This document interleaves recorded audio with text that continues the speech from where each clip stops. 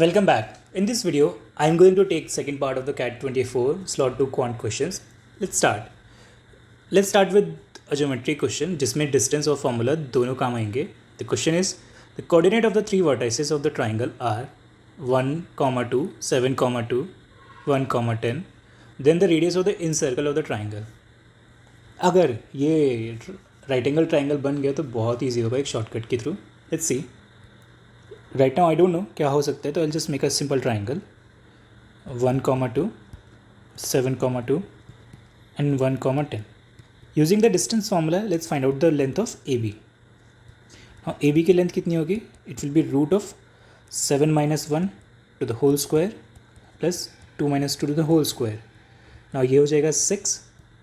ऐसे BC की भी लेंथ ले लेते हैं. It will be 10 minus 2 whole square 1 minus 7 whole square. Now this will be 8 square plus 6 square and becomes a 10. So you get 10. Now AC will be again 10 minus 2 whole square plus 1 minus 1 whole square. Now this becomes 8 square. So ये 8 हो गया. Now 6, 8 and 10 are the triplets of Pythagorean triplet. So ये एक right angle triangle है. अब इसमें इन radius निकालने का एक बहुत सिंपल सा मेथड होता है.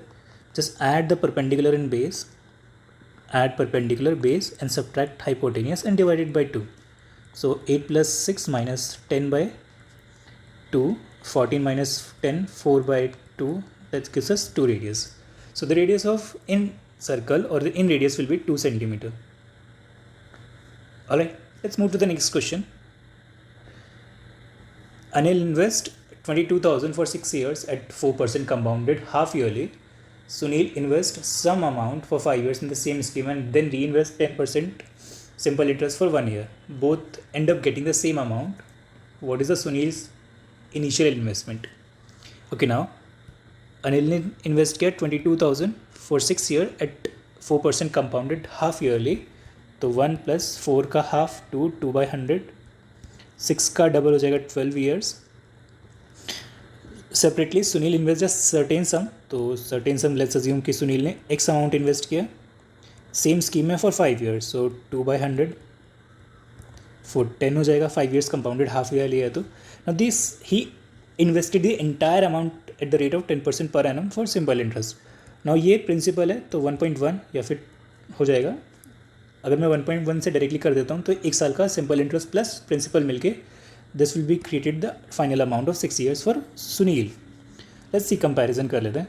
तो you see कि ये cancel out हो जाएगा पूरा.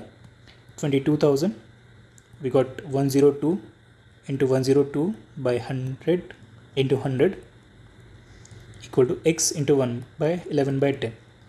Now 3 zeros got cancelled out और एक ज़ीरो यहाँ से चला गया. सारे ज़ीरोज़ चले गए और ये आया यहाँ से 2.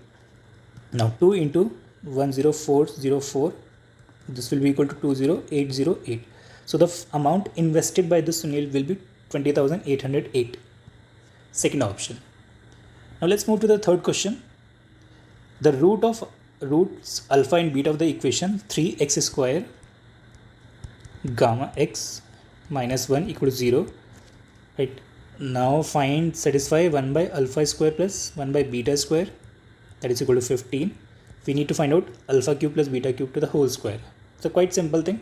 Now see, इसको अगर मैं सॉल्व करता हूँ तो ये alpha square plus beta square by alpha square into beta square होगा equal to 15. Now we can get this alpha plus beta. ये होगा sum of roots which is minus B by A, तो ये हो जाएगा minus and alpha into beta will be C by A which is minus 1 by 3. Okay, let's use it in the question.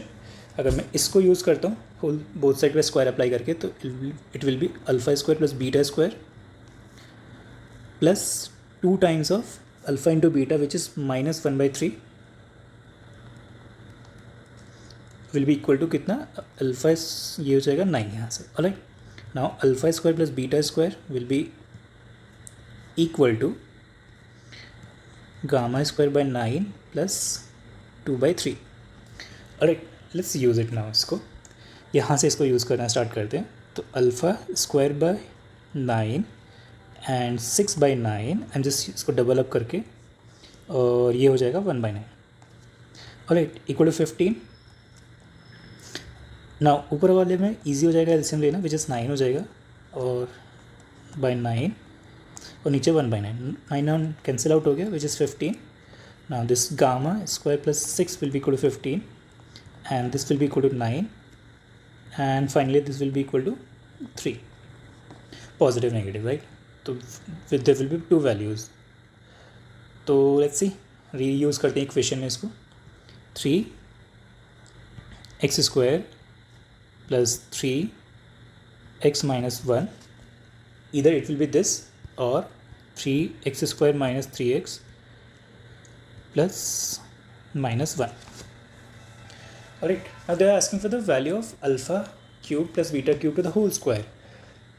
उसके लिए we can do one thing कि यहाँ से इसको सॉल्व कर लेते हैं, अल्फ़ा बीटा वापस ले आते हैं। Alpha plus beta will be equal to minus B by A, which is minus 3/3, this gives us -1, and alpha into beta this gives us -1/3।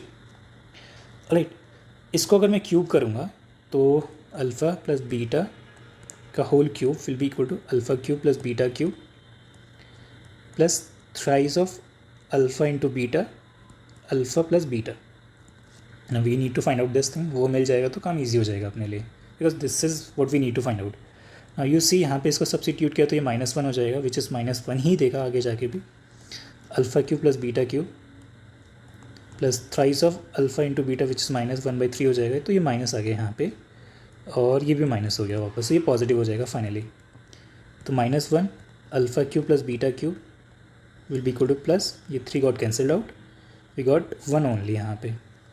Now this will be equal to -1 -1, this gives us 2, -2, and they're asking for the alpha cube plus beta cube to the whole square. तो यहाँ पे substitute कर देते हैं -2 to the whole square, which gives us 4. So answer of this question will be 4. Bit of a lengthy but easy to do.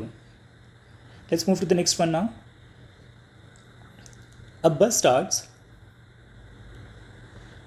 at 9 and follows a fixed route every day. One day it traveled at a constant speed of 60 km/h and reached its destination 3.5 hours later than its scheduled time.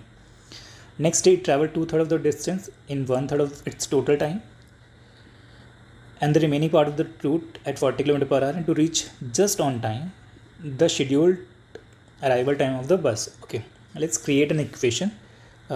Total जो length of the distance है, let's assume कि ये 3D है, right? When bus goes 3D at a speed of 60 km/h, it reaches 3.5 hours later, which is 7/2. Alright, now इसमें फिर एक और case हुआ कि when it travels 2/3 of the distance, मतलब 2D at 1/3 of the time, it takes some speed, right? And the remaining D distance, when it covers by 2/3 of the time, it reaches at a 40 km/h. So D will be equal to 80t/3. तो मैं इसको ना 3D में convert कर लेता हूँ, इसको 3 से मल्टीप्लाई करके, तो it will be 3D equal to 80t। ना इसको हम लोग यूज़ कर लेते हैं यहाँ पे लाके। So 80t/60 equal to t प्लस 7/2 टू फाइंड आउट टाइम। तो ये हो जाएगा 4t/3 minus t will be equal to 7/2। ना यहाँ से देखेंगे तो हमको मिलेगा t/3 इक्वल टू 7/2, और t will be equal to 21/2, which is 10.5 hours. अब 10.5 hours हम लोग देखेंगे 9 AM से 10.5 hours will be 7:30. So answer of this question will be 7:30. Alright. So total distance के हिसाब से इक्वेशन बनाई और सॉल्व हो गया, बस थोड़ा सा ट्विक किया, d की जगह हम लोगों ने 3D लिया। Alright. Shall we move to the next one now? Now 3 circles of equal radii touch but not crosses each other externally. तो समथिंग ऐसा होगा कुछ, एक circle, 2 circle, 3 circle, 2 other circles XY are drawn such that both touches not crosses each of the 3 previous circles. तो एक circle कुछ ऐसा होगा, एक सर्कल इसके अंदर होगा, right? If the radius of x is more than y, तो लेट्स अज्यूम ये x बड़े वाले सर्कल की रेडियस है और ये छोटे वाले सर्कल की रेडियस है y, और यहाँ पे जो 3 सर्कल्स हैं इक्वल रेडियस वाले, इनकी रेडियस को मैं r अज्यूम कर लेता हूँ। सो इफ़ यू नोटिस ये जस्ट क्या हो जाएगा यहाँ पे 2r से एक बन जाएगा हमारे पास equilateral triangle. Now if you notice यहाँ से लेके यहाँ तक एक वर्टेक्स से बेसिकली ये डिस्टेंस ये हो जाएगा, इसकी लेंथ होगी 2/3 ऑफ √3/2, राइट। ये कैंसिल आउट हो गया तो ये हो जाएगा 1/√3। अब ये पूरी साइड है यहाँ पे तो 2r हो जाएगा। So 2r/√3 is this length from smaller circle to center of the three circles. तो y plus r will be equal to 2r/√3. So y will be equal to 2r/√3 minus r. So ये हो गया मेरी radius. Now will have to compare with बाकी आगे radius ratio के time पे का यूज़ होगा, तो मैं इसको और शॉर्ट फॉर्म में लिख देता हूँ, r कॉमन लेके 2 - √3/3, ठीक है। Now let's come to the x radius जो बड़ा वाला है। तो वो बड़ा वाला कैसा होगा r + y, right. y is the smallest circle की रेडियस, यानी कि इस पॉइंट से लेके एकदम बाहर तक का लेंथ। सो ये 2r + y, मैं y की वैल्यू सब्स्टिट्यूट कर देता हूँ, ये वाली यहाँ से ला के यहाँ पे, तो ये हो जाएगा 2r + 2r/√3 minus r। Now ये दोनों सब्ट्रैक्ट होंगे तो वी गॉट 2r/√3 + r। इसको भी मैं शॉर्ट में लिख देता हूँ r 2 + √3/√3। Now we got x और वी गॉट y ऑल्सो, तो इसका रेशो देख लेते हैं, x/y r 2 + √3/√3 एंड r 2 - √3/√3। तो √3 कैंसिल आउट हो गया, r से कैंसिल आउट हो गया। अब इसको हम लोग रैशनलाइज कर लेते हैं। रैशनलाइज करेंगे 2 + √3, 2 - √3 एंड 2 + √3। ना ऊपर हो जाएगा a + b का whole square which is 4 + 3 + 2 2 4 4 7 and 7 + 4√7 3 sorry, and नीचे हो जाएगा 4 - 1। So 7 + 4√3 ratio 1। Alright, let's move to the next question now. A vessel contains a certain amount of solution of acid and water. When 2 liters of water was added to it, the new ratio had 50% concentration. When 15 liters of acid was further added to the new solution, the final solution had 80% of acid concentration. The ratio of water to acid in the original solution. Now imagine कि initially x था जिसमें acid to water का ratio होता होगा कुछ, फिर इसने 2 litre water add किया, नाउ इट बिकम्स x + 2। अब इसमें भी एसिड वाटर कुछ ना कुछ रेशो में होगा which is given in the 50%, है ना, तो 1:1 के रेशो में होगा। फिर इसने फिर से 15 लीटर एसिड ऐड किया, अब भी कितना हो जाएगा x + 17 हो जाएगा टोटल क्वांटिटी, जिसमें एसिड टू वाटर का रेशो हो जाएगा 4:1 बिकॉज 80% इज एसिड कंसनट्रेशन, तो 4:1। नाउ नोटिस करो एसिड चेंज हुआ 1 से 4 बिकॉज 15 लीटर एसिड ऐड हुआ। वाटर 1 था, वो वाटर 1 है, कोई चेंज नहीं हुआ, विच शोज कंसिस्टेंसी। तो ये 1 से लेके 4 तक का change I can say 3k has a value of 15 and k has a value of 5। Now I can determine यहाँ पे कितना क्वांटिटी रहा होगा, तो 4 + 1 5, 5 × 5, इस स्टेज में 25 लीटर कैपेसिटी होगा। 15 लीटर ऐड होने के बाद ये सिचुएशन आई थी, तो यहाँ पे 10 लीटर रहेगा which makes acid to water 5 litre 5 litre. Now इसने वाटर ऐड किया था, तो I am just tracking back, तो यहाँ पे 3 लीटर रहा होगा वाटर और वह एसिड रहा होगा 5 लीटर। तो now they're asking water to acid का रेशो, तो ये होगा 3:5। So final answer will be D option. Just tracking back once I get the values. Let's move to the next question now. x and y are the real numbers such that 4x² + 4y² - 4xy - 6y + 3 = 0, then 4x + 5y। ऐसे type के question में we just need to do one thing, बहुत simple सा होता है, try to complete the square और transform the expression into square identity. तो what I do कि मैं इसको इस फॉर्म में लिख लेता हूँ, 4x² - 4xy। देखो यहाँ पे इसको मैं 2x समथिंग लिख सकता हूँ बाद में, 2x - समथिंग का स्क्वायर, ऐसे करके। तो what I can do, I can take 1y यहाँ से प्लस बाकी 3y को भी ब्रेक कर लेता हूँ, इसको मैंने इस फॉर्म में ब्रेक कर दिया, 3y minus 6y plus 3 equal to 0.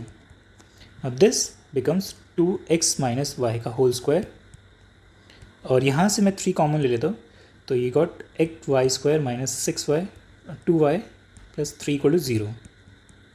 ना इसको अभी के लिए ऐसे छोड़ देते हैं.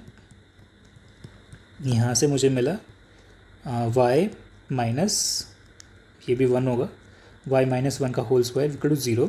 Now see, to satisfy this condition we can make y minus 1 equal to 0. तो y की वैल्यू तो हो गई 1, और यहाँ से 2x minus y equal to 0, तो 2x इक्वल टू 1 y, और वी कैन से 1, तो x की वैल्यू हो गई 1/2. There are asking for this thing, तो 4x प्लस 5y, तो यूज़ कर लेते हैं यहाँ पे 4 इंटू 1/2 प्लस 5 इंटू 1, तो ये कैंसिल आउट हो गया. 2 प्लस 5, दिस गिव्स अस 7. तो 7 will be the correct answer for this question. Let's move to the next question now. When Rajesh was as old as Garima is now, the ratio was 3:2.